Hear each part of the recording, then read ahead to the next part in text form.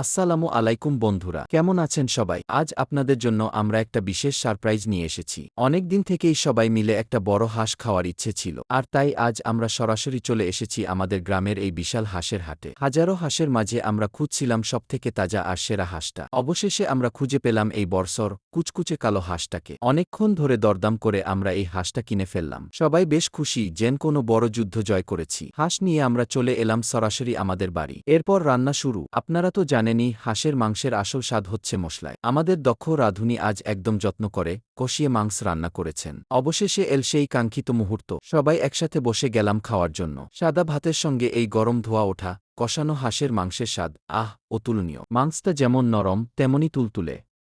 আমরা সবাই মিলে অনেক আনন্দ করে পেট পুড়ে খেলাম। বন্ধুরা, আজকের ভিডিওটা আপনাদের কেমন লাগল?